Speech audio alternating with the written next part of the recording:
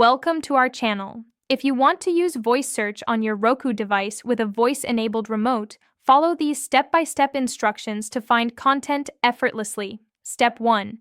Verify that your Roku remote has voice search capability by looking for a microphone button or voice search button on the remote. Step 2. Ensure your Roku device is powered on and connected to your TV and network before attempting to use voice search features. Step 3. Press and hold the microphone button on your Roku remote, which is usually located on the front of the remote near the directional pad. Step 4. Wait for the voice search interface to appear on your TV screen, typically shown as a microphone icon or waveform animation. Step 5.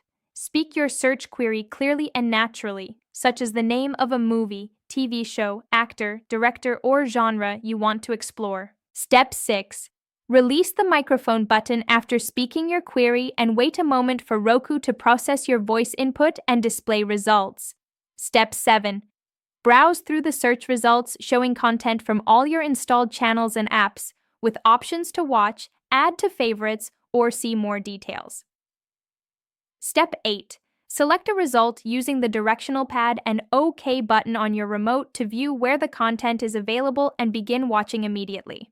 Don't forget to like this video and subscribe to our channel.